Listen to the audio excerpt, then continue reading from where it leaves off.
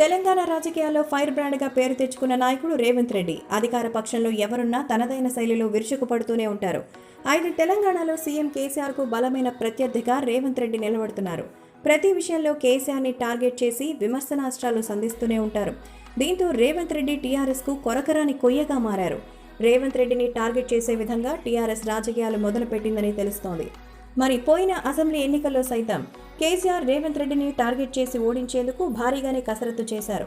రేవంత్ రెడ్డికి కంచుకోటగా ఉండే కొడంగల్ నియోజకవర్గంలో స్వల్ప తేడాతో ఓడిపోయారు. రేవంత్ ని అసెంబ్లీలో అడుగు పెట్టకుండా కేసీఆర్ చేసిన ప్లాన్ సఫలమైంది. అయితే ఇప్పుడు పీసీసీ చీఫ్గా రేవంత్ ఎన్నికైన తర్వాత మరింత దూకుడుగా వ్యవహరిస్తున్నారు. ఇంకా బలోపేతమయ్యారు. ఈ నేపథ్యంలో రేవంత్ ని కొడంగల్లో ఓడించేందుకు కేసీఆర్ తనదైన రీతిలో స్కెచ్ వేస్తున్నట్టు తెలుస్తోంది. ఎస్సీలు ఎక్కువగా ఉన్న హుజరాబాద్ నియోజకవర్గంలో పైలట్ ప్రాజెక్ట్గా దళిత బంధుని అమలు చేస్తున్నారు. ఇప్పుడు గిరిజన జనాభా ఎక్కువగా ఉన్న కొడంగల్ నియోజకవర్గంలో గిరిజన బంధు అస్త్రాన్ని సంధించే అవకాశం ఉందని సమాచారం. దీని ద్వారా అక్కడున్న 10% గిరిజనులను తమ వైపు తిప్పుకునే అవకాశం ఉంటుంది. ఈ క్రమంలో కేసీఆర్ గిరిజన బంధును పైలట్ ప్రాజెక్ట్గా కొడంగల్ నియోజకవర్గంలో అమలు చేస్తారని గుసగుసలు వినిపిస్తున్నాయి.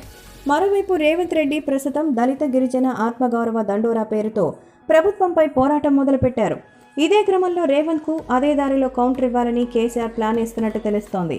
ఈ నేపథ్యంలో కొడంగల్ నియోజకవర్గంలో నిర్వహించిన సర్వేల్లో టీఆర్ఎస్ పట్ల వ్యతిరేకత ఉందని వెల్లడైంది. ఈ కారణంగానే అక్కడి ప్రజల్ని ఆకట్టుకోవడానికి గిరిజన బంధు పథకాన్ని ఆ నియోజకవర్గం నుంచే అమలు చేయాలని కేసీఆర్ ప్లాన్ చేస్తున్నట్టు సమాచారం.